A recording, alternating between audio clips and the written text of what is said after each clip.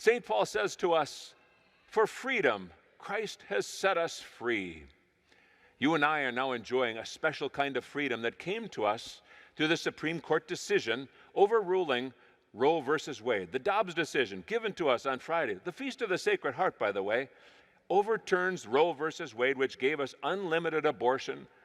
And over the last, all these years since 1973, more than 60 million of our own American children have died. We've been released from the bitter yoke of slavery to immorality and to this legal abortion. To be clear, this does not end abortion in the United States. Each of the 50 states is now responsible for regulating abortion. That means that you and I have to have a much more interest, a greater interest in our local politics. Who are these people that we are electing? What do they stand for? And hold them accountable for their votes. They must represent us and our values. It's that important. We should do so. We can't simply say, oh, that was already decided. That was in the United States a long time ago. Doesn't matter how they vote because they don't get to decide. They do decide. It is important. It's that important that you and I take a role in this. In 1973, that abortion decision by Roe versus Wade took it out of the hands of the citizens and put it into the hands of the justices. Now it's back into our hands. Now, this is not going to be an easy political battle. Voters of various progressive states, such as California, New York, Illinois, and Minnesota, are deeply committed to keeping abortion legal. Voters in other states are much more pro-life, and they'll limit abortion.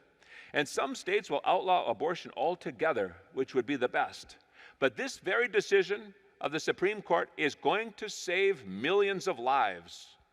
No one knows the long-term effect of saving those millions of lives. It is a long-term positive, short-term and long-term a positive. And ultimately, abortion itself must be outlawed in our land. That's our mission. That's what we do because we're citizens and because we're Christians. But don't think this is simply a political agenda. Beneath the politics, this is all about morality. You and I are living in a country in bondage to sin. Again, St. Paul says, you were called to freedom, but do not use this freedom as an opportunity for the flesh, rather to serve one another out of love. For the whole law is fulfilled in this one statement, you shall love your neighbor as yourself. That's our mission, to do what is upright, noble, good, to love our neighbor. Well, we're in a moral crisis. In biblical terms, abortion is really all about fornication, adultery, and murder. Those are the biblical names for what leads up to the great evil of abortion. In modern terms, we make it ever so gentle and we call it lifestyle choices. Sounds so innocent, but it's not. It brings about the death of an innocent baby.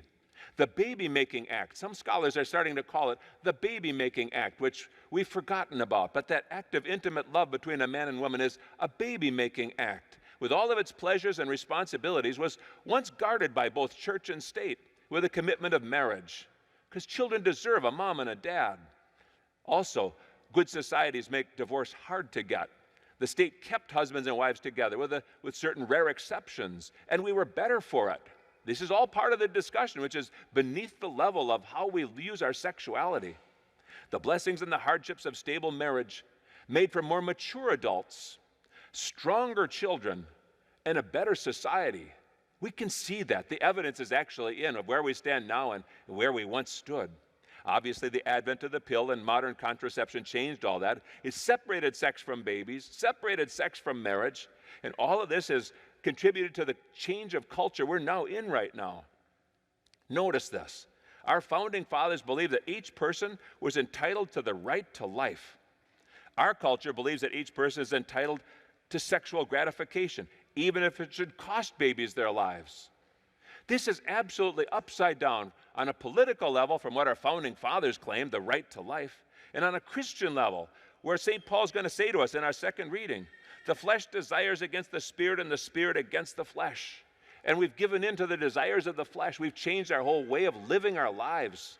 And all of this has led to profound changes and terrible, terrible collapse in our culture. You and I are now been given a huge opportunity to begin to make changes.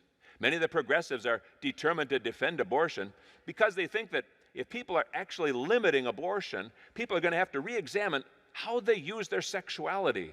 It'll undercut the notion of some entitlement to sexual gratification. It might mean that we have to ask if there's a reason that sex belongs in marriage. And you and I say, yes, it does.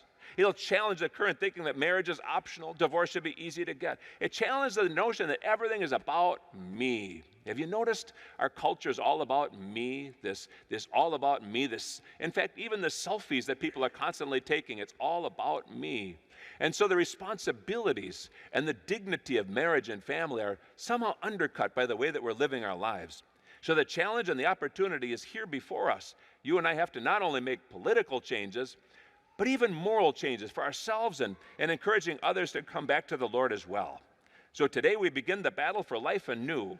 God wants a life for us that is rich and full.